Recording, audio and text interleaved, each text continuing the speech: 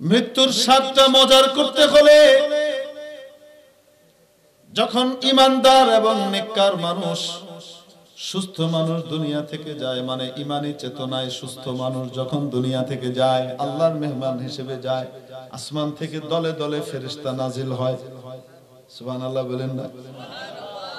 দলে দলে আসমান থেকে ফেরেশতা নাজিল হয়। তাদের প্রত্যেকের হাতের মধ্যে পরিমাণ কত থাকে? হাদিস শরীফের মধ্যে আসে 500 থেকে শুরু করে 70,000 পর্যন্ত ফেরেশতা আসে একজন মানুষকে অভ্যর্থনা জানিয়ে নিয়ে যাওয়ার জন্য।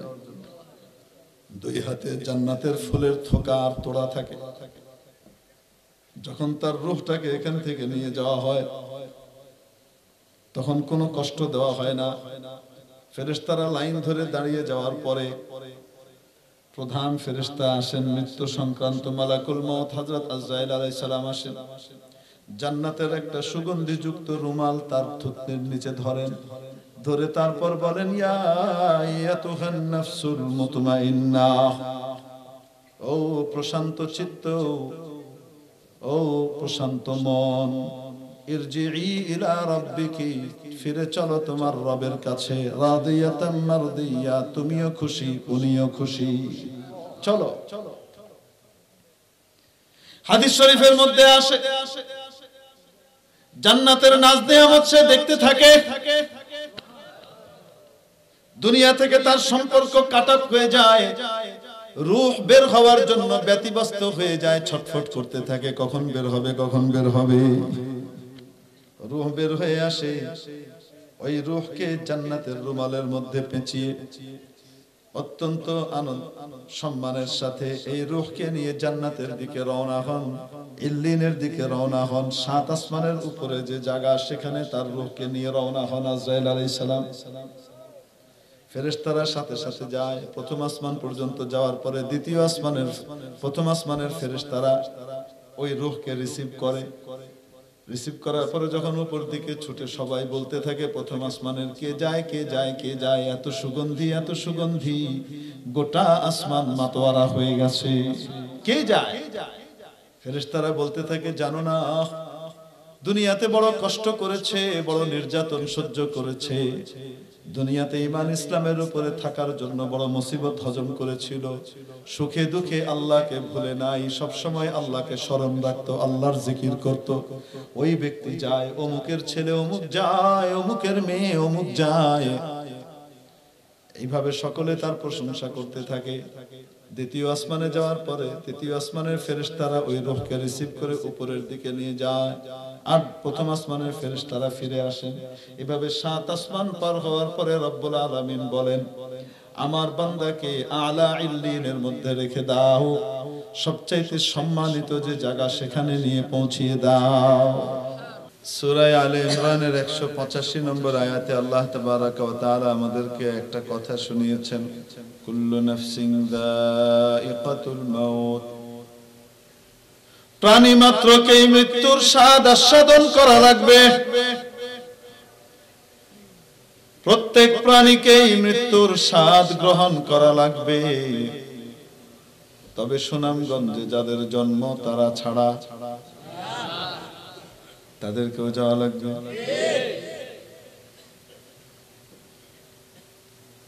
রব্বুল আলামিন এই আয়াতের 4টি অংশের মধ্যে প্রথম অংশের আলোচনার মধ্যে একটি বিষয়ে আমাদের দৃষ্টি আকর্ষণ করেছেন। বলেননি কুল্লু নাফসিন মাইয়িতা, কুল্লু নাফসিন সাতামুত, প্রত্যেক প্রাণী মারা যাবে,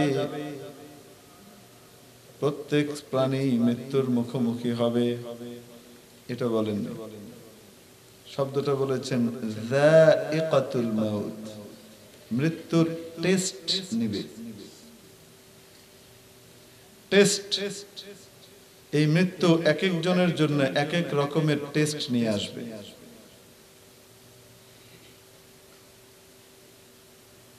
ব্যক্তি হিসেবে, আমল হিসেবে, তার কর্ম হিসেবে তার জন্য মৃত্যু ভিন্ন ভিন্ন টেস্ট নিয়ে আবর্তিত হবে। একই জিনিস অনেক সময় মিষ্টিও হয়, তেতোও হয়। আল্লাহ তাআলা গোটা মানব জাতিকে তৈরি করেছেন তার অতিথিশালা। আল্লাহ তাআলা নিজের পছন্দের তৈরি শাহী মেহমানখানা, রয়্যাল গেস্ট হাউস জান্নাতের জন্য তৈরি করেছেন। কিন্তু যাকে তৈরি করলেন সে যদি এত বড় মর্যাদার বিষয়টিকে উপলব্ধি করতে ব্যর্থ হয় এবং নিজেকে রয়্যাল গেস্ট হওয়ার যোগ্য হিসেবে প্রমাণ করতে ব্যর্থ হয় এবং নিজেকে এটার অনুপযুক্ত প্রমাণ করে ফেলে, তখন সে কি আল্লাহ তাআলার অতিথি হওয়ার, মেহমান হওয়ার উপযুক্ততা রাখে? রাখে না। তখন তার জন্য আরেকটা জায়গা আছে, আদ-দারু দারান ইম্মাল জান্নাতু আবিন নার। বাড়ি তো দুটোই, হয় জান্নাত নয় জাহান্নাম। আল্লাহর তৈরি জেলখানায় তাকে যাওয়া লাগবে।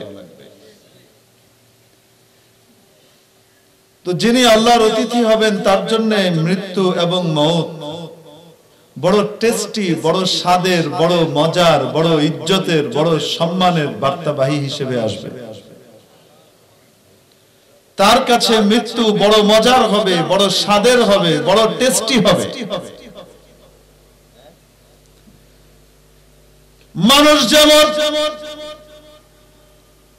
কোন বিশেষ দোকানের মিষ্টি খাওয়ার পরে, ভালো ব্র্যান্ডের কোন দোকানের মিষ্টি খাওয়ার পরে আরেকটা মিষ্টি খেতে চায়, আরেকটা খেতে চায়, আরেকটা খেতে চায়, আগ্রহ বাড়ে।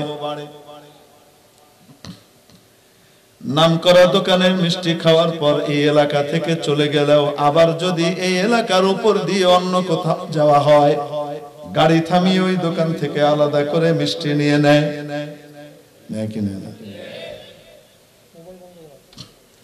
সিলেটে আসলে সিলেট থেকে সাতকড়ার টেস্ট পাওয়ার পরে, এলাকায় সাতকড়া পাওয়া যায় না, এটা আবার ঢাকায় বা অন্য কোথাও ভালো সবাই রাঁধতে পারে না। সাতকড়া হইলেই হবে না, সাতকড়ার টেস্ট আনার জন্য সিলেটি লাগে। বলেন না কেন? সিলেটি সোহবত ছাড়া, সিলেটি সোহবত ছাড়া, সিলেটি তরবিয়ত ছাড়া, সিলেটি তালিম আর দীক্ষা ছাড়া সাতকড়া রানলে সেই সাতকড়ার টেস্ট আসবে, হয় তিতা হয়ে যাবে, নয় ফিকা হয়ে যাবে। ওই সাতকড়া যখন সিলেটে খায়,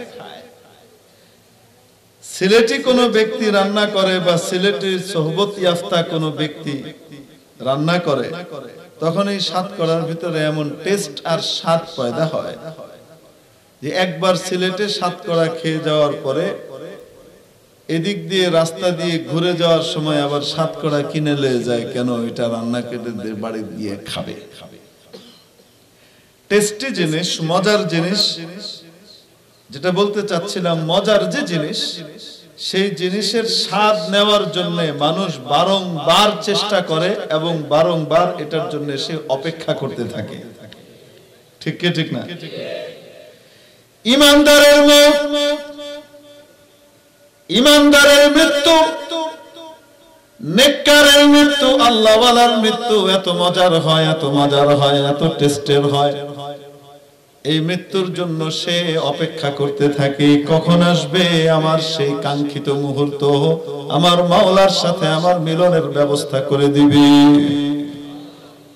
আল মাউতু জিসরুন ইউসিলুল হাবিবা ইলাল হাবিব। মৃত্যু এমন একটা পুল, এমন একটা সাঁকো, এমন একটা ব্রিজের নাম, এমন একটা ব্রিজ, যেই ব্রিজ বন্ধুকে বন্ধুর সাথে মিলিয়ে দেয়। বান্দা এবং বান্দির আসল বন্ধু হলেন রব্বুল আলামিন, কিন্তু তার দরবারে হাজির হওয়ার সুযোগ এই দুনিয়াতে থাকা অবস্থায় বান্দা বান্দির হবে না, ঠিক কিনা? এই জগৎ থেকে পাড়ি দিয়ে বারজাখের জগতে যাওয়া লাগবে, সেখানে গেলে মাওলার সান্নিধ্য লাভ সহজ হয়ে যায়। এজন্য মৃত্যু তার কাছে বড় প্রিয় হয়, আনন্দের হয়, মজার হয়, স্বাদের হয়। এর বিপরীতে এই মৃত্যু এর স্বাদ বড় কষ্টের, বড় কঠিন, বড় তিক্ত, বড় জঘন্য হয়। আল্লাহ তাআলার জেলখানার অধিবাসীদের জন্য, অপরাধীদের জন্য, তাদের জন্য বড় কঠিন হয়, খারাপ হয়। আবার একই জিনিস এক একজনের কাছে এটার স্বাদ এক এক রকম লাগে। বলেন না কেন? একই রকম লাগে না, ভিন্ন ভিন্ন লাগে। রসমালাইয়ের স্বাদ এক একজনের কাছে এক এক রকম লাগে। তার জিভ এর টেস্ট নেওয়ার কোয়ালিটি যে যত উন্নত হয়, সে তত প্রকৃত স্বাদ সেটার লাভ করে। বুঝাতে পারি না? খুব মিষ্টি জিনিস, ভালো জিনিস, দামি জিনিস, কিন্তু এই জিনিস অনেক সময় অসুস্থ ব্যক্তির জন্য মজার আর স্বাদের হয় না, সেটা তার কাছে তেতো হয়। আপনাদের দেশে শরবত পাওয়া যায় না? লেবুর শরবত, লেবু এবং চিনি দিয়ে যে শরবত বানায়, ওখানে লবণ দেওয়া ছাড়া, এটা খাঁটি মিঠা শরবত, ঠিক কিনা? আপনি খাবেন, আমি খাবো, কেমন মিষ্টি, খুব মজার। যার জ্বর হয়েছে তাকে যখন দিবেন, সে কি বলবে? তিতা লাগে, বালা না, লই যাও, এটা ভালো না, সে খেতে চাইবে না। কেন? জীবের স্বাদ কি করে ফেলেছে? নষ্ট করে ফেলেছে। আল্লাহ তাআলা মানুষকে এমন কিছু অর্গান, এমন কিছু অঙ্গ প্রত্যঙ্গ দিয়েছেন, যেই অঙ্গগুলো অন্য জানোয়ারকেও দিয়েছেন, কিন্তু মানুষের এই অঙ্গ প্রত্যঙ্গগুলোর বৈশিষ্ট্য জানোয়ারের মতো নয়।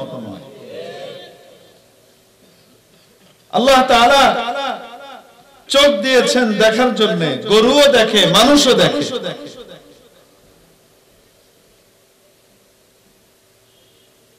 আল্লাহ তাআলা কান দিয়েছেন শোনার জন্য, গরুও শুনে, মানুষও শুনে। আল্লাহ তাআলা কলব দিয়েছেন ভাবার জন্য, গরু ভাবতে পারে না, মানুষ ভাবে। মানুষ চোখের দেখা দিয়ে, কানের শোনা দিয়ে যে ইনপুট নেয়, ওটা দিয়ে সে অ্যানালাইসিস করতে পারে তার কলব দিয়ে, তার হৃদয় দিয়ে, ঠিক কিনা?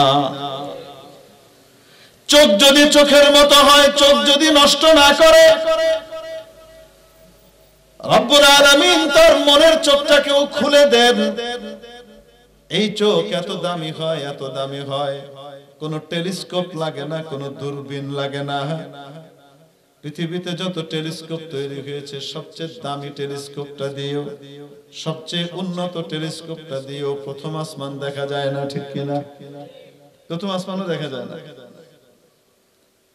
অথচ রব্বুল আলামিন মানুষকে এমন হৃদয় দান করেছেন, যদি সে তার চোখের হেফাজত করে, গুনাহ থেকে চোখকে বাঁচায়, যেটা দেখার জন্য মাওলা আদেশ করেছেন সেটা দেখে, যেটা দেখতে নিষেধ করেছেন সেটা না দেখে, একটা পর্যায়ে তার মনের চোখটাকে আল্লাহ তাআলা খুলে দেন। সময়ে সময়ে এই চোখ দিয়ে মাওলা যখন চায়, তখন 7 আসমানের উপরের জিনিসও দেখতে পায়।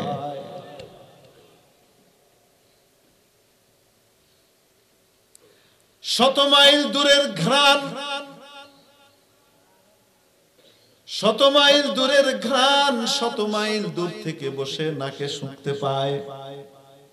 আমি বলি না, কোরআন বলে। কে বলে? কোরআন বলে।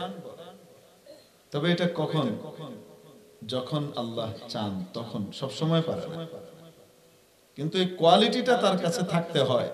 কোয়ালিটিটা না থাকলে আল্লাহ চান না তাকে দেখাইতে, এগুলা সে শুনতেও পারে না, দেখতেও পারে না। হযরত ইউসুফ আলা নবিয়িনা ওয়া আলাইহিস সালাতু ওয়াস সালামের কথা আপনারা জানেন। বাবার সবচেয়ে প্রিয় সন্তান ছিলেন, ঠিক কি না? ওনার বৈমাত্রেয় ভাই ছিল আরো 10 জন। তারা হিংসা করে ভাইকে কুয়ায় ফেলে দিল। কোথায় ফেলে দিল? দূরে জঙ্গলে নিয়ে কুয়ায় ফেলে দিল। আর বাপের কাছে এসে বলল, ইউসুফকে বাঘে খেয়ে ফেলছে। কে খেয়ে ফেলছে? বাঘে খেয়ে ফেলছে। কুয়ায় ফেলে দিছে, হয় মরে যাবে, সাপ টাপ কেটে মেরে ফেলবে, অথবা কেউ এসে ইয়ালতাকিতহু, কেউ এসে তাকে ওখান থেকে উঠিয়ে নিয়ে চলে যাবে। চলে গেলেও সিলেট হাইওয়ের উপর দিয়ে আছে, সিলেট থেকে ঢাকা চলে যাবে, সিলেটে আর আব্বা তারে খুঁজে পাবে না। চিন্তা ভাবনা করে ফেলে দিছে। ইউসুফ আলাইহিস সালামকে আল্লাহ তাআলা ওখান থেকে উদ্ধার করে মিশর নিয়ে গেলেন। এদিকে বাবা হযরত ইয়াকুব আলাইহিস সালাম জানেন না, পুত্র শোকে কাঁদতে কাঁদতে কাঁদতে কাঁদতে চোখ অন্ধ হয়ে গেল। বছরের পর বছর পার হয়ে গেছে, হযরত ইয়াকুব আলাইহিস সালামের চোখ কি হয়ে গেছে? অন্ধ হয়ে গেছে। কার জন্য? ছেলের শোকে, ইউসুফের শোকে কাঁদতে কাঁদতে। আলা নবিয়িনা ওয়া আলাইহিমুত তাসলিম। এদিকে হযরত ইউসুফ আলাইহিস সালামকে আল্লাহ তাআলা কুয়া থেকে উঠিয়ে, কারণ ইউসুফের মধ্যে দুইটা গুণ ছিল, এক হলো তাকওয়া, আল্লাহর ভয়, আর এক হলো সবর, ধৈর্য। যারা কষ্ট দিয়েছে তাদের বিরুদ্ধে উনি বলতে গেলেন না। আল্লাহ পৌঁছিয়ে দিলেন মন্ত্রীর বাড়িতে। কার বাড়িতে? এখন মিশরের প্রধানমন্ত্রীর বাড়িতে উনি বড় হচ্ছেন। ওই সময় খাদ্যমন্ত্রী প্রধানমন্ত্রী, ওইটাই মূল মন্ত্রণালয় ছিল, খাওন দাওন। তারপরে ওখানে আবার আল্লাহ একটা পরীক্ষা নিলেন। সেই পরীক্ষার পরে হযরত ইউসুফ আলাইহিস সালাম চলে গেলেন জেলে। قال رب السجن احب الي مما يدعونني اليه। আয় আল্লাহ, এই অন্যায়ের দালালের চাইতে জেলখানা আমার কাছে ভালো। এরকম কথা বলে বসলেন। ইয়া আল্লাহ, এরা আমাকে যেই দিকে ডাকতেছে, আপনার নাফরমানি আর গুনাহের দিকে, এই ধরনের গুনাহের কাজে লিপ্ত হওয়ার চেয়ে ওরা যে আমাকে হুমকি দিচ্ছে যে নালে তোমাকে জেলখানায় পাঠিয়ে দেব, আমার জেলখানায় যাওয়া ভালো। ইউসুফ আলাইহিস সালাম এই কথা বললেন। তো আল্লাহ তাআলা ইউসুফ আলাইহিস সালামকে ওই মন্ত্রীর বাড়ি থেকে কই পাঠাইলেন? জেলে। ওখানে গিয়ে ইউসুফ আলাইহিস সালাম সবর করলেন, ধৈর্য ধরলেন, হা হুতাশ করলেন না। আল্লাহ তাআলা ওখান থেকে বের করে এনে মিশরের বাদশা বানিয়ে দিলেন। কি বানিয়ে দিলেন? এবং যারা ওনার সাথে অন্যায় করেছিল তাদেরকে এই দুনিয়াতেই শিক্ষা দেওয়ার জন্য এমন সিস্টেম করলেন, সেই সিস্টেমের কারণে এক পর্যায়ে তারা নিরুপায় হয়ে ইউসুফের দরবারে এসে খাবার নিতে হাজির হলো। হযরত ইউসুফ আলাইহিস সালাম সিংহাসনে বসে থাকেন, খাদ্য বন্টন হয়। উনি দেখেন, বুঝেন কি বলেছে? যাই হোক, শেষ পর্যন্ত ভাইরা ঘটনা ঘুরে টুরে একটা পর্যায়ে ইউসুফ আলাইহিস সালামকে চিনতে পারলেন। চিনতে পারেননি, ইউসুফ আলাইহিস সালাম একটু আলামত দিয়ে দিয়েছিলেন, যেটা এই ভাইরা এবং ইউসুফ ছাড়া আর কেউ জানতো না। এমন একটা কথা ইউসুফ আলাইহিস সালাম তাদেরকে বলে দিলেন, হাল আলিমতুম মা ফাআলতুম বিইউসুফ ওয়া আখিহি ইয আনতুম জাহিলুন। তোমাদের কি মনে আছে, তোমরা কি জানো ইউসুফ এবং তার ভাই বেনিয়ামিনের সাথে তোমরা কি আচরণ করেছিলে যখন তোমরা মূর্খ ছিলে? তার মানে এখন আর তারা মূর্খ নয়, এখন তওবা করে আল্লাহওয়ালা হয়ে গেছে। তওবা করছে ঠিক, কিন্তু যখন করেছিল তখন কি জ্ঞানীর কাজ করেছিল না মূর্খের কাজ? তারা সাধারণ জ্ঞানী ছিল না, ওই অঞ্চলের না, শুধু গোটা পৃথিবীর মধ্যে তারা মহাজ্ঞানী হিসেবে স্বীকৃত ব্যক্তি ছিল। অনেক বড় জ্ঞান ছিল, কিন্তু জ্ঞান যখন মানুষকে মূর্খ কর্মকাণ্ডে লাগিয়ে দেয় তখন তাকে আর জ্ঞানী বলা হয় না, তখন তার কাজটা মূর্খতা সূচিত হওয়ার কারণে তাকে কি বলা হয়? মূর্খই বলা হয়। যেমন আবু জেহেল মহাজ্ঞানী ছিল, আরবের শ্রেষ্ঠ জ্ঞানী, কিন্তু সেই জ্ঞান দিয়ে কুকুর তার মনিবকে চিনে, আবু জেহেল তার মনিবকে চিনে নাই। মনিবের আদেশ নিষেধ ফলো করে নাই, এজন্য নবীজি তার নাম দিয়ে দিয়েছেন এ আবুল হিকাম নয়, আবুল জাহেল, গন্ড মূর্খ, মহামূর্খ। তোমরা যাকে মহাজ্ঞানী বলো এ মহামূর্খ। বুঝাতে পেরেছি? তো যাই হোক, এই কথা বলার সাথে সাথে তাদের মনে পড়ে গেল, হাই হাই এ তো কঠিন খোঁচা দিয়ে ফেলছে। চেহারাটা চেনা চেনা লাগতেছিল, খুব চেনা লাগতেছিল, চেনা চেনা মনে হয়, তবু যেন চেনা নয়। কবি আহসান হাবিবের এক কবিতা আছে, বাস থেকে নামলেন, খানিকটা থামলেন, থেমে থেমে তারপর চললেন তিনি। চেনা চেনা মনে হয়, তবু যেন চেনা নয়। একজন ব্যক্তির ব্যাপারে বলতে বলতে একদম শেষ মাথা পর্যন্ত গিয়েছেন। বড় চমৎকার লিখতেন ভদ্রলোক, মরহুম। তো চেনা চেনা লাগছিল। যখনই বলছে, মনে আছে ইউসুফ এবং তার ভাইয়ের সাথে কি আচরণ তোমরা করেছিলে যখন তোমরা মূর্খ ছিলে, বলার সাথে সাথে এখন নামও মিলায়, চেহারাও মিলায়, নামটাও ইউসুফ, চেহারাও ইউসুফের মতো, এখন আরো সুন্দর হয়েছে। আনতা ইউসুফ, তুমি কি ইউসুফ? আমি ইউসুফ, ওয়াহাদা আখি, আমি আর আমার ভাইরে খুব জ্বালাইতা, এই যে আমার ভাই, আর আমি ইউসুফ। قد من الله علينا, আল্লাহ আমাদের উপর দয়া করেছেন, কারণ আমরা দয়া আকর্ষণ করার মতো জিনিসটা করেছি। দুটো কাজ শুধু আমাদের উপরে নয়, যে কেউ এই দুটো কাজ করবে আল্লাহ তার উপরে দয়া করবেনই করবেন, আখিরাতেও করবেন, দুনিয়াতেও করবেন। ইন্নাহু মাইয়াত্তাকি ওয়া ইয়াসবির, যে কেউ তাকওয়া অবলম্বন করবে, সবকিছুতে কাকে ভয় করবে? আরো আস্তে কাকে? এবং ধৈর্য ধারণ করবে বিপদ আপদে। ফাইন্নাল্লাহা লা ইউযিউ আজরাল মুহসিনিন, সে ব্যক্তি নেককার হিসেবে পরিগণিত হবে এবং নেককারের বিনিময় আল্লাহ নষ্ট করেন না। অবশ্যই নেককারের বিনিময় আল্লাহ দিবেন, ঠিক কিনা? বাকি হুজুর বিপদে সবর করা তো খুব কঠিন, কষ্টের, কেমনে করি? মনে করতে হবে আমার মাওলা আমার জন্য যা করছেন এটার মধ্যেই কল্যাণ আছে। উনি যখন নিয়ামতের মধ্যে রাখেন সেটাতেই কল্যাণ, উনি যখন বিপদে ফেলেন সেটার মধ্যেও কল্যাণ। নবীজি বলেন মুমিনের অবস্থা বড় বিস্ময়কর, মুমিনের অবস্থা বড় বিস্ময়কর।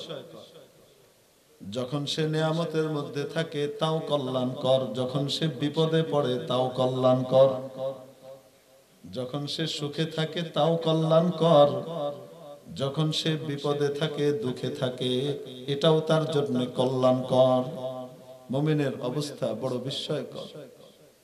সাহাবীরা বোঝার জন্য জিজ্ঞেস করলেন, ইয়া রাসূলুল্লাহ, উভয়টা কল্যাণকর হয় কিভাবে? নবীজি বলে দিলেন, নিয়ামত পেলে শুকর আদায় করে, কৃতজ্ঞ হয়, তাই তার মর্যাদা বাড়ে, আর বিপদে পড়লে সবর করে, ধৈর্য ধরে, তাই তার মর্যাদা বাড়ে। কোনোটাতেই লস নাই, লাভ আর লাভ। বলেন, মুমিনের কোনো কি নাই? লস নাই। মুমিনের কি? লাভ আর আরো আসতে লাভ আর লাভ। হুজুর মন তো মানে না। এজন্যই আল্লাহ শিখিয়েছেন, আমি যা করি ভালোর জন্য করি, এটা আমার ফয়সালা, এটা মেনে নাও, তাইলেই তোমার মনের ভিতরে সুখ আসবে, তোমার জন্য কল্যাণের ফয়সালা এটাই। এক রাজা ছিলেন, রাজার আঙ্গুল কেটে গেছে। রাজার আঙ্গুল কেটে যাওয়ার পরে সবাই আহা উহু ইস হুম হাম করছে সব। পাশে মন্ত্রী মশাই বসা। মন্ত্রী সাহেবের ভিতরে কোন রকমের বিচলিত ভাব নাই, কোন অস্থিরতাও নাই, স্বাভাবিক। আর সবাই বেকারার। রাজাকে ভালোবাসে বলে বেকারার, নাকি সুবিধা নেবে তাই বেকারার? বুঝেন নাকি? কি নিবে? জানে একটু তেল মারলে ফুরুত করে পিছলা টাকা আয়া পড়বে, সুযোগ সুবিধা পাওয়া যাবে। এজন্য কি মারে? তেল মারে। কি মারে? এখন কি দিন না রাত? হ্যাঁ বলেন না কেন? মধ্যরাত।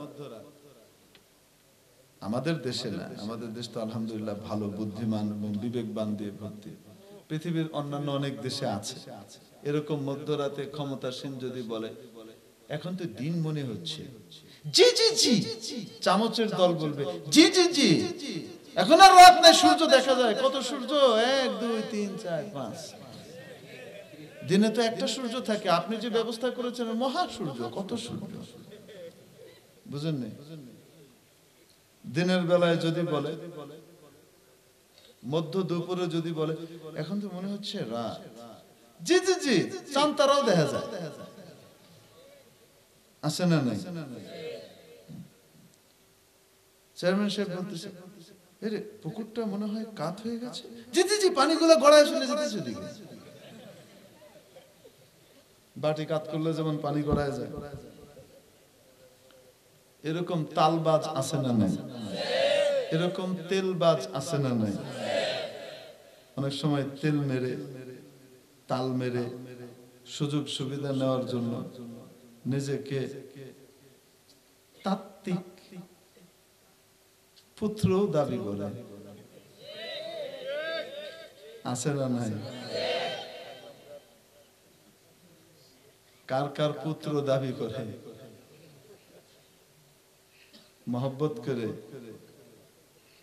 না না খসানোর জন্য, কিন্তু একটা সময় কিন্তু ধরা পড়ে যায়। কন্যা কেন ধরা পড়ে? মনে রাখবেন, কোরআন ছিল, কোরআন আছে, কোরআন থাকবে। ইসলাম ছিল, ইসলাম আছে, ইসলাম থাকবে। কিন্তু কিন্তু কিন্তু রাষ্ট্র ধর্ম ইসলাম ছিল, আছে, ইনশাআল্লাহ থাকবে।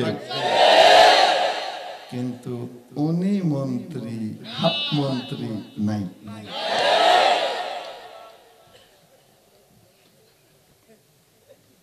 কারণ নাম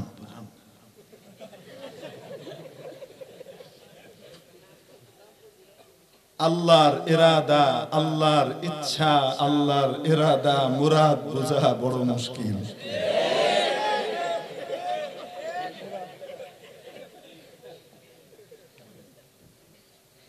ঠিক কি ঠিক না?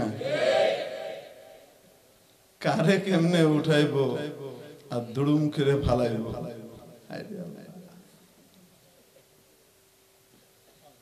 ইসলাম বিশাল পর্বতের মতো, ওটার মধ্যে কেউ যদি গিয়ে মাথা দিয়ে ঢুস মারে, যেটারে ফালাই দিন,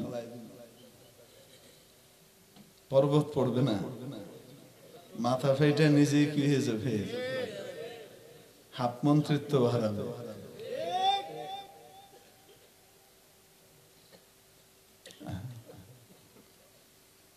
তখন আপনাদের খুব কষ্ট লাগছিল না? এরকম কথা কইল, কিছু কইতেও পারতেছি না, কইলে আবার কি হয়?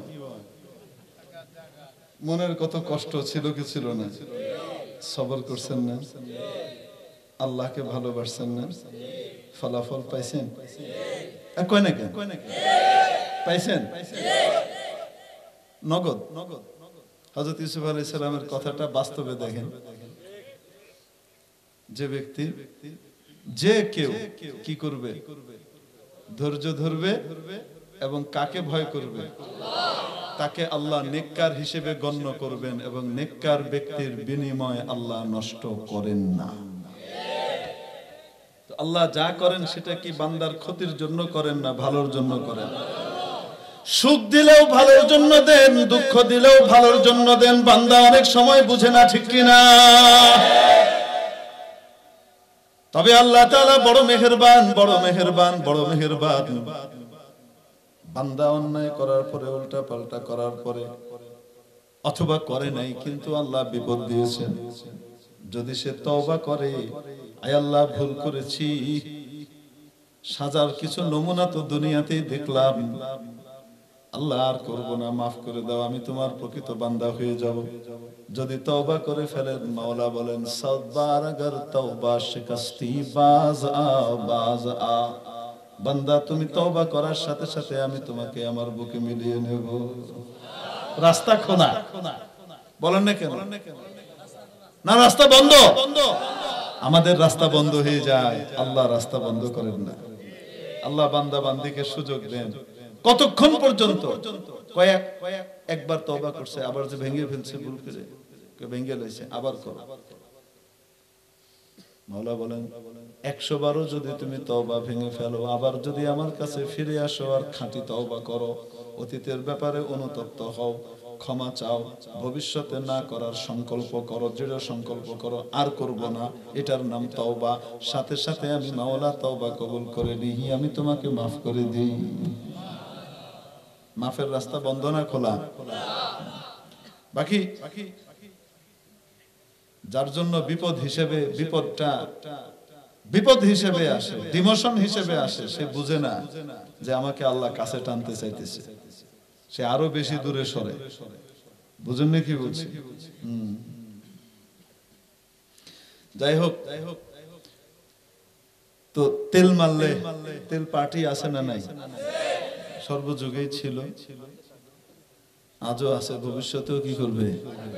যতদিন তেলওয়ালা থাকবে ততদিন তেল মারার লোকও থাকবে। যাই হোক, এখন বাদশার কি হয়ে গেছে আপনারা ভুলে গেছেন, মনে নাই? বাদশার কি হয়েছে? আরো আস্তে আঙ্গুল কেটে গেছে। এখন সবাই আহ উহ করছে, আর জ্ঞানী মন্ত্রী পাশে বসে আছেন, উনি আহ উহ করছেন না। হ্যাঁ ডাক্তার দেখা দরকার, এই ডাক্তার এসে দেখো, সেটা কর, অত আহ উহ এগুলা সেগুলা বলছেন। তো সবার পাম্পট্টিতে বাদশারও মনে হচ্ছে না জানি কত ভয়ঙ্কর আমার কাটা কেটেছে। এখন বাদশাকে সান্ত্বনা দিয়ে মন্ত্রী সাহেব বলেন, রাজা মশাই, পেরেশানির কোনো কারণ নাই, আঙ্গুলি তো কেটেছে, আল্লাহ যা করেন ভালোর জন্য করেন, ব্যথা লাগছে কিন্তু আল্লাহ যা করেন। রাজার উঠছে রাগ, কাটছে আমার, তোমার কাটছে? ব্যথা কারে কয়? তুমি বুঝো না আমি বুঝি? আমার লাগে ব্যথা, তুমি কয় আল্লাহ আমার ভালোর লেগে করছে। জেলখানায় পাঠায় দে। এখন মন্ত্রী সাহেবকে ওখান থেকে ধরে কই নিয়ে যাচ্ছে? জেলে নিয়ে যাচ্ছে। মন্ত্রী সাহেব জেলখানায় যাওয়ার সময় কইতেছে, এই যে আপনি আমার জেলে পাঠাইলেন, আমি বিপদে পড়লাম, এটাও আল্লাহ ভালোর জন্য করছে। রাজা মশাই কইতেছে, মন্ত্রিত্ব হারিয়ে মাথাটা খারাপ হয়ে গেছে, এত বড় সম্মানের পদ চলে গেল, এত বড় আসন চলে গেল, আর বলে আল্লাহ যা করে। আমি জেলখানায় যাচ্ছি, আমি এই আসনে বসতে পারছি না, এটাও আল্লাহ ভালোর জন্যই করে। হ্যাঁ, হুজুরের মসজিদটা কেড়ে নিলাম, মাদ্রাসাটাও কেড়ে নিলাম, বাইর করার ব্যবস্থা করলাম, কোথায় চেতবে, ফুঁতফাঁত করবে, কয় আল্লাহ যা করে ভালোর লেগে করে। বুঝছেন? আছে না নাই? এখন মন্ত্রিত্ব চলে গেছে, তাই রাজা মশাই মনে করতেছে মন্ত্রীর কি হয়ে গেছে, মাথা খারাপ হয়ে গেছে। কারণ মন্ত্রী সাহেব বলছে মন্ত্রিত্ব হারিয়ে আমি জেলখানায় যাচ্ছি, আল্লাহ যা করেন ভালোর জন্য করেন, এটাও আমার জন্য ভালো। রাজা মশাই মনে করছে মাথা কি হয়ে গেছে, তারটার ছেড়ে গেছে। যাই হোক, মন্ত্রী সাহেব জেলে, তেলবাজ মন্ত্রী এখন উপদেষ্টা, রাজার কাছে প্রিয় মানুষ। কিছুদিন পরে রাজা মশাই গিয়েছেন শিকারে। শিকার বুঝেন তো, মৃগয়া।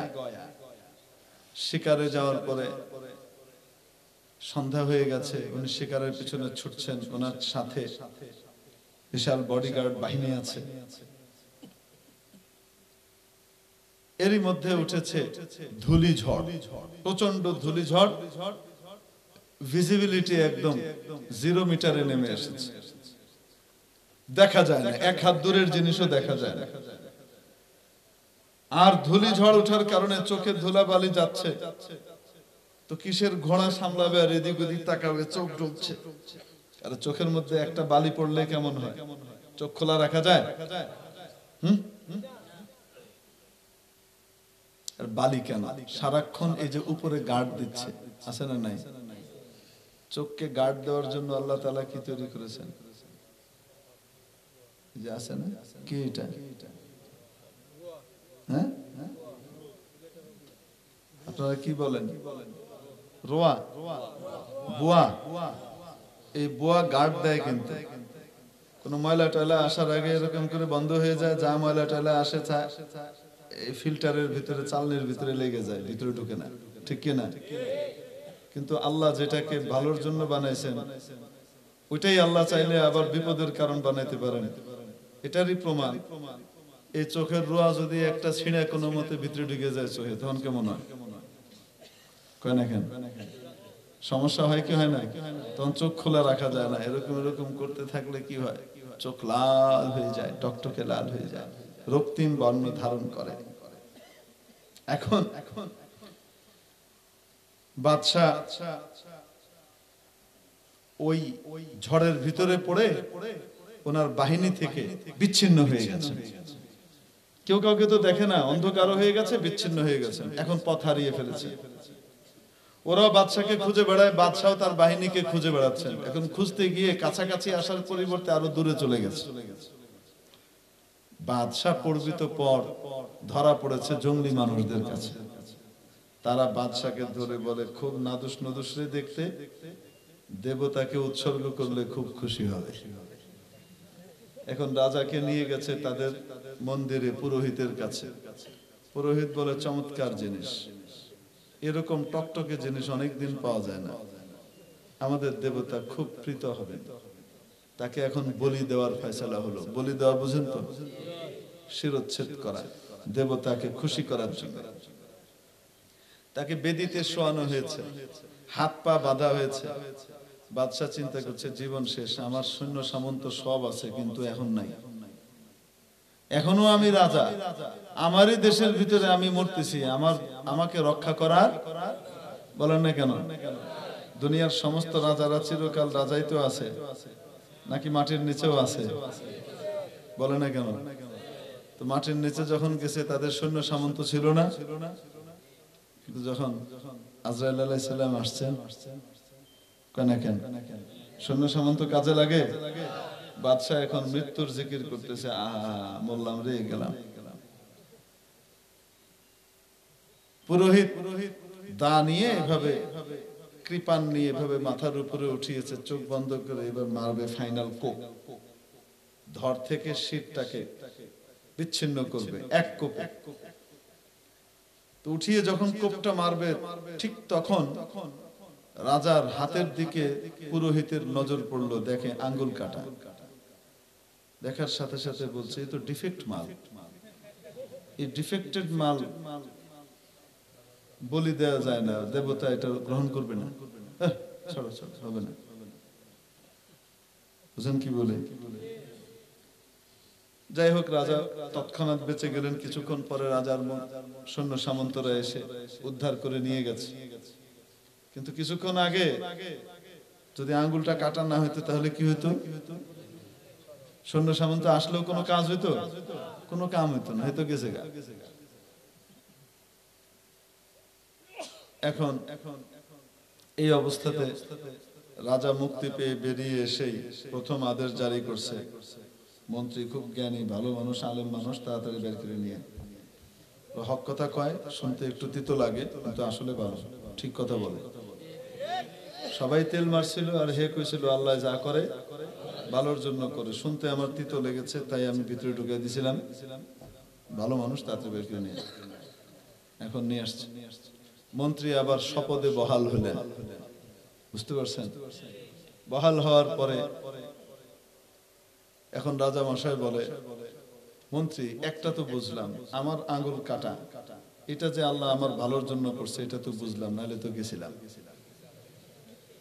কিন্তু তুমি যে জেলখানায় গেলা, তুমি যাইতে যাইতে কইলা আল্লাহ যা করে ভালোর জন্য করেন, তাহলে তোমার জেলখানায় যাওয়া এটা কি ভালো হইল?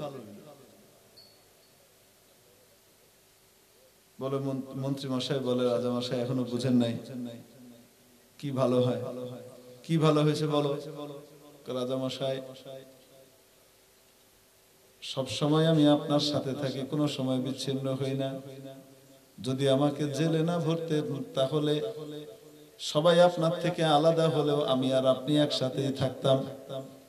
জঙ্গলিরা শুধু আপনাকেই ধরতো না, আমাকেও ধরতো। ধরার পরে আপনি তো আঙ্গুল কাটা দিয়ে বেঁচে যেতেন, আমার কি হইতো? এজন্য আল্লাহ তাআলা আমাকে সেভ করার জন্য ভিতরে ঢুকাই দিয়েছিল। বুঝে আসে না? তাহলে সবর করলে ফল পাওয়া যায় না, যায় না? মনে আছে আপনাদের? আরো আসতে বলেন।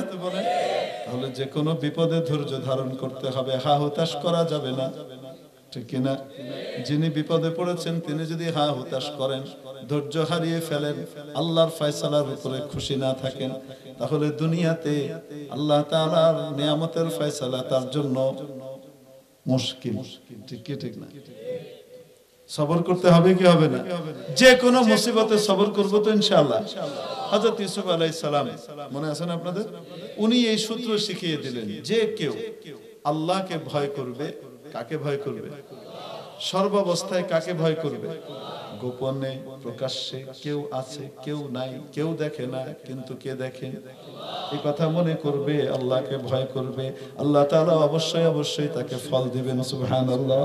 শুধু ফল দিবেন না, যে ব্যক্তি আল্লাহকে ভয় করবে আল্লাহ তাকে এমন ভাবে সম্মানের রিজিক দান করবেন সে কল্পনাও করতে পারবে না।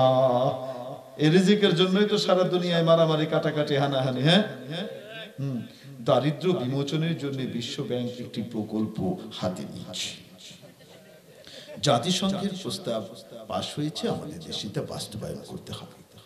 বিশ্বব্যাপী দারিদ্র বিমোচনের জন্য আল্লাহ তাআলা দারিদ্র বিমোচনের পুরো রাস্তা বলে দিচ্ছেন। দারিদ্র বিমোচন বিশ্ব ব্যাংকের হাতে না, দারিদ্র বিমোচন পৃথিবীর কারো হাতে না। কার হাতে? কার হাতে? আর আমি বলে দিছি, আমার অফিস থেকে দারিদ্র বিমোচনের ফয়সালা করাতে হলে, স্যাংশন নিতে হলে একটা কাজ করতে হবে, বান্দা আমাকে ভয় করতে হবে, গোপনে প্রকাশ্যে। যে কোনো সময় কাকে ভয় করতে হবে? কেউ দেখে তাও গুনাহ করি না, কেউ দেখে না তাও গুনাহ করি না। এটা হলো আসল তাকওয়া। ওয়া মান ইয়াত্তাকিল্লাহা ইয়াজআল লাহু মাখরাজা। যে ব্যক্তি আল্লাহকে ভয় করবে, আল্লাহ বলেন তার জন্য আল্লাহ তাআলা মুক্তির ব্যবস্থা করে দিবেন, উত্তরণের পথ বের করে দিবেন। ওয়ায়ারযুকুহু মিন হাইসু লা ইয়াহতাসিব। এমন জায়গা থেকে রিজিক দিবেন সে কল্পনাও করতে পারবে। আরো আস্তে, আল্লাহকে ভয় করা শেখানো হয়। সর্বাবস্থায় আল্লাহকে ভয় করতে হবে, নামাজ পড়তে হবে, রোজা রাখতে হবে, সময় মতো সবকিছু করা লাগবে, আল্লাহর হুকুম অনুযায়ী জীবন চালাতে হবে, আল্লাহকে ভয় করতে হবে, এবং এটার মাধ্যমে রিজিকের ফয়সালা হবে। ঠিক কিনা? এটা শেখানো হয় প্রাইমারি স্কুলে, হাই স্কুলে, কলেজে, ভার্সিটিতে, অক্সফোর্ডে। আল্লাহর ভয় শেখানো হয় ক্যামব্রিজে, আল্লাহর ভয় শেখানো হয় হার্ভার্ডে। কয় না কেন? আল্লাহর ভয় শেখানো হয়, জোরে বলুন কোথায়?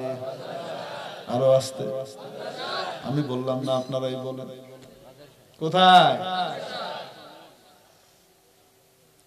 দারিদ্র বিমোচন চাও, দেশের উন্নয়ন চাও, সমৃদ্ধি চাও, তাহলে তাকওয়ার শিক্ষার প্রসার ঘটাতে হবে। শুধু মাদ্রাসায় তাকওয়ার শিক্ষা প্রসার সীমিত রাখলে হবে না, এই তাকওয়ার শিক্ষাকে জাতীয় শিক্ষা কাঠামোর অংশ বানাতে হবে। ঠিক কিনা? নাইলে ধরা খাওয়া, খালি দৌড়াবা আর দৌড়াবা। মেরে মুহতারাম দোস্ত, আজিজ ও বুজুর্গ, বলছিলাম তাকওয়া ইখতিয়ার করলে রিজিকের ফয়সালা কে করেন? আরো আস্তে, কে করেন? বলবো নাকি? হযরত ওমর রাদিয়াল্লাহু তাআলা আনহুর নাম শুনেছেন? কে আমার আপনার যারা? কে? নবীজির প্রিয়তম সাহাবী, ইসলামের দ্বিতীয় খলিফা, ঠিক কিনা? ওমর রাদিয়াল্লাহু তাআলা আনহু একদিন রাতের বেলায় প্রজা সাধারণ কেমন আছে না আছে ওটা দেখার জন্য বের হয়েছেন। কোথায় বের হয়েছেন? প্রজা সাধারণ কেমন আছে দেখার জন্য আরো আসতে বের হয়েছেন, গোপনে ছদ্মবেশে বের হয়ে হাঁটছেন মদিনার অলিতে গলিতে। দেখেন সবাই ঘুমিয়ে আছে, নিশুতি রাত, নিশ্চুপ স্তব্ধ মদিনা, সবাই ঘুমাচ্ছে। এক বাড়ির পাশ দিয়ে যাচ্ছে আর দেখে দুই নারী কণ্ঠের আলাপ হচ্ছে। আলাপে উনি কান দিতেন না, কিন্তু আলাপের অংশ তার নাম ওমর, এই ব্যাপারটা আছে। এজন্য উনি কৌতূহলী হয়ে থামলেন, আমাকে নিয়ে এরা কি আলাপ করে শুনি। তো শুনছেন, মা বলছে দুধ যে দোয়ানো হয়েছে কালকে বিক্রি করা হবে, দুধের মধ্যে একটু পানি মিশিয়ে দে, তাহলে দুধ একটু বেশি হবে, পয়সা বেশি পাওয়া যাবে। এরকম কাজ বাংলাদেশে কেউ করে না তো? করে? আচ্ছা, আর করবো না তো ইনশাআল্লাহ। এখন মেয়ে বলছে না, দুধে পানি মিশানো যাবে না। কেন? রাষ্ট্রের নির্দেশ।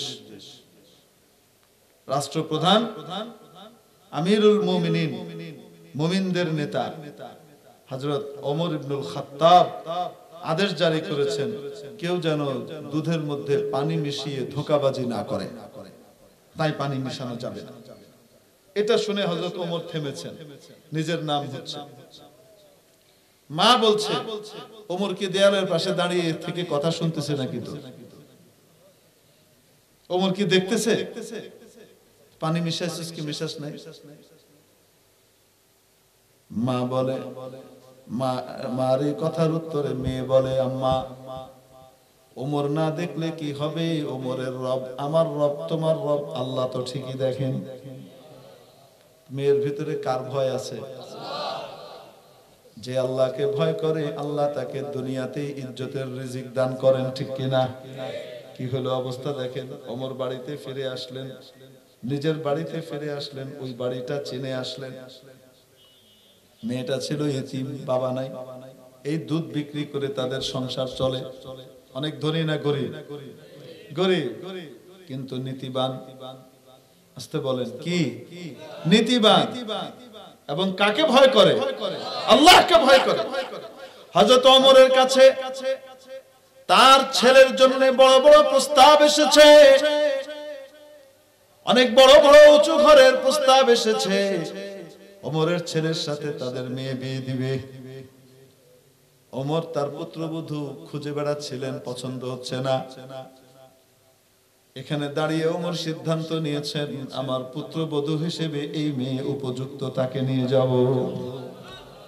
পরের দিন ওমর রাদিয়াল্লাহু তাআলা মেয়েকে খবর দিয়ে আনিয়ে তাদের মতামত নিয়ে নিজের ছেলের সাথে বিয়ে করিয়ে দিয়েছেন। দেখছেন নি কারবার? যদি দুধে পানি মিশাইতো জীবন ভরি ফকির থাকতো। বলেন না কেন?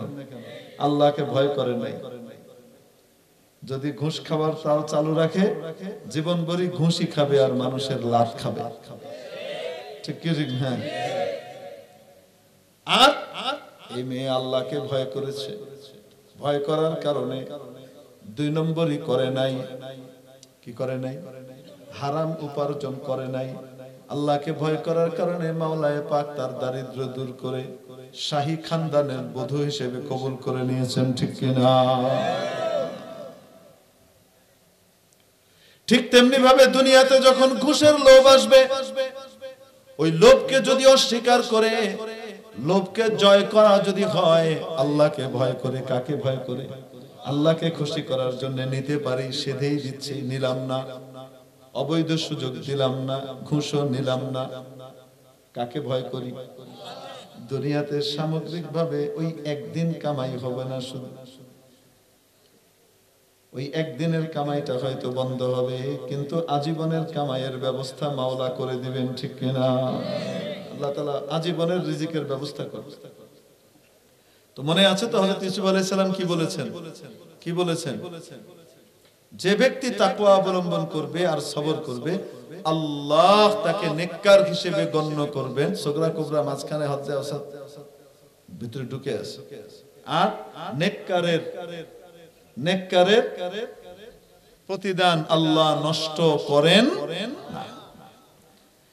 এখন হযরত ইউসুফ আলাইহিস সালাম খবর পেলেন, জানতে পেলেন আব্বা জানের চোখ অন্ধ হয়ে গেছে। মনে আছে না নাই? পুত্র শোকে কাঁদতে কাঁদতে আব্বা জান হযরত ইয়াকুব আলাইহিস সালামের চোখ অন্ধ হয়ে গেছে। এখন নিজের গায়ের জামাটা খুলে দিয়ে দিলেন ভাইদের হাতে, আর বলে দিলেন এটা নিয়ে যাও, ইযহাবু বিকামিসি হাদা, আমার জামাটা নিয়ে আব্বা জানের চোখের মধ্যে লাগিয়ে দিও, দৃষ্টিশক্তি ফিরে আসবে। এখন মিশর থেকে এই জামা নিয়ে রওনা হয়েছে। এখান থেকে 8 দিনের দূরত্ব। কয় দিনের? 8 দিনের দূরত্ব কেনান, যেখানে হযরত ইয়াকুব থাকেন। ولما فصلت العير قال أبوهم إني لأجد ريح يوسف لولا أن تفندون। আল্লাহ বলেন এই কাফেলা মিশর থেকে রওনা করার সাথে সাথে 8 দিনের দূরত্বে বসে হযরত ইয়াকুব বলছেন আমি আমার প্রিয় ইউসুফের ঘ্রাণ পাচ্ছি। কি পান? তাহলে বলেন দেখি, নাকের যদি অপব্যবহার না হয়, চোখের অপব্যবহার না হয়, আল্লাহ রাব্বুল আলামিন অনেক দূরের জিনিস অনেক সময় দেন কি দেন না? কিন্তু যদি নাক নষ্ট করে ফেলে, চোখ নষ্ট করে ফেলে, কলব আর হৃদয়কে যদি নষ্ট করে ফেলে, যা শোনার তা শুনে না, যা দেখার তা দেখে না, যা ভাবার তা ভাবে না, এরকম ব্যক্তির জন্য ফয়সালা রব্বুল আলামিন করে দিয়ে রেখেছেন উলাইকা কাল আনআম, এরা হলো চতুষ্পদ জন্তু জানোয়ারের মতো, বালহুম আদাল, বরং তার চেয়েও নিকৃষ্ট, উলাইকা হুমুল গাফিলুন, এরাই আসলে অসতর্ক। ওরা নিজেদেরকে যতই সতর্ক আর স্মার্ট মনে করুক না কেন, এরাই আসলে অসতর্ক এবং এরাই আনস্মার্ট। দেখতে যতই নিজেকে স্মার্ট মনে করুক না কেন। বুঝাতে পেরেছি? আল্লাহ তাআলা এটা বললেন। তাহলে কলব, জীবের যেমন স্বাদ আছে, কলবের স্বাদ আছে না?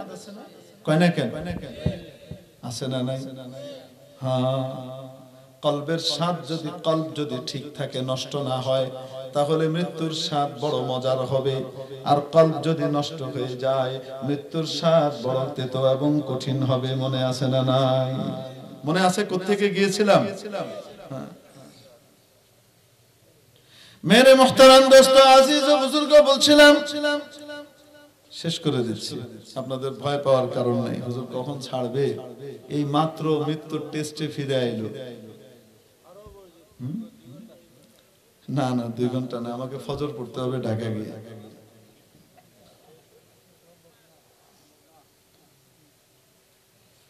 অবশ্যই সম্ভব, হুজুর দোয়া করে দিলে, আপনারা দোয়া করে দিলে। সম্ভব না? কি কয় না? মেরে মুহতারাম দোস্ত, মৃত্যুর স্বাদ কারো জন্য বড় মজার, কারো জন্য বড় কষ্টের, বড় তেতো। মৃত্যুর স্বাদটা মজার করতে হলে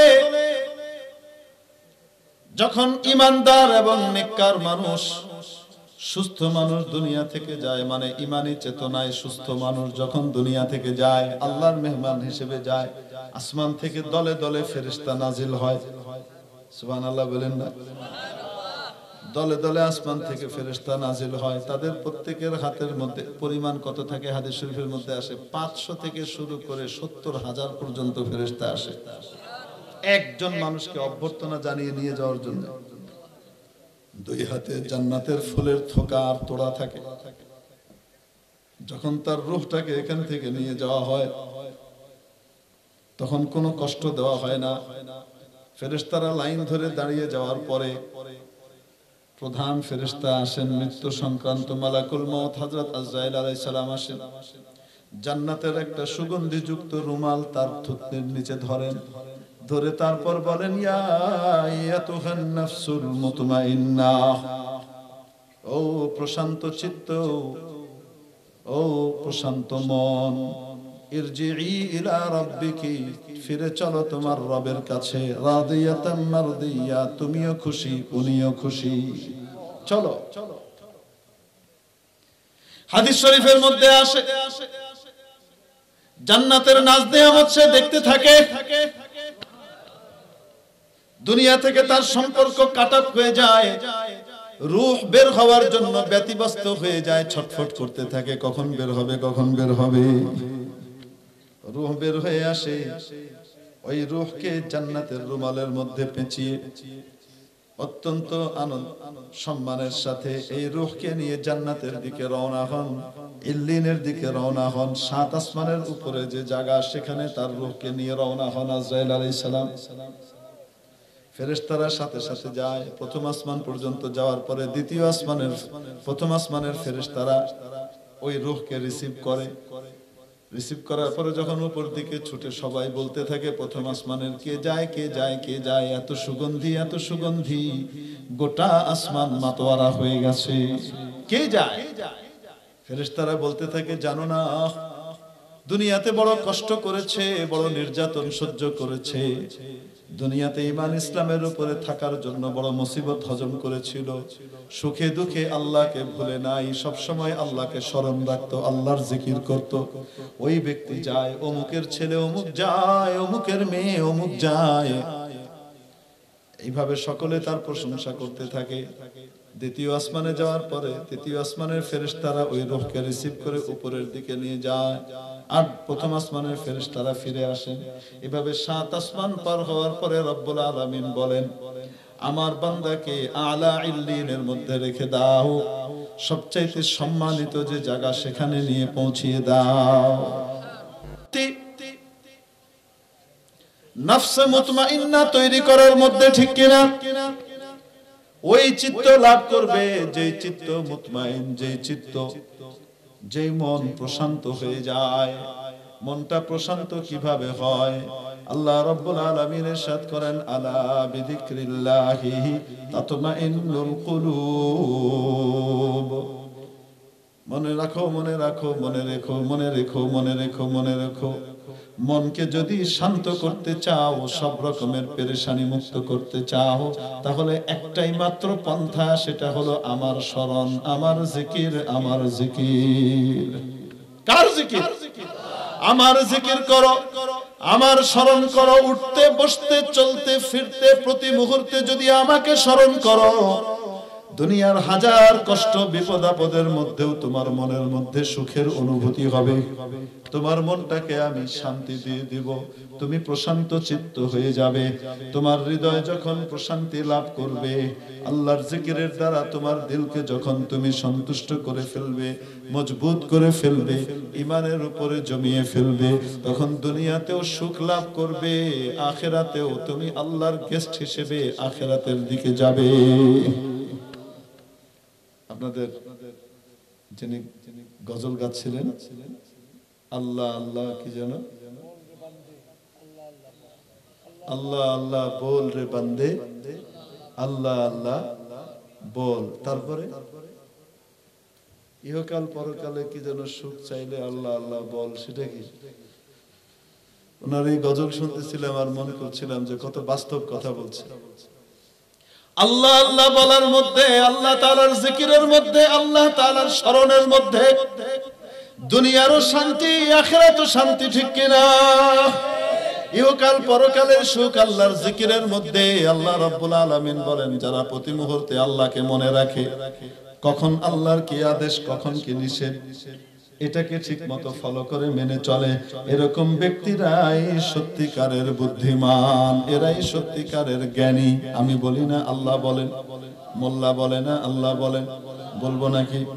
সূরা আলে ইমরানের শেষ রুকুতে মাওলা বলেন, ইন্না ফি খালকিস সামাওয়াতি ওয়াল আরদি ওয়াখতিলাফিল লাইলি ওয়ান নাহারি লাআয়াতিল লিউলিল আলবাব। এই বিশাল আসমান রাজি এবং জমিন সৃষ্টির মধ্যে এবং দিবানিশির আবর্তন বিবর্তনের মধ্যে বুদ্ধিমানদের জন্য, জ্ঞানীদের জন্য অনেক নিদর্শন রয়ে গেছে। জ্ঞানী কারা?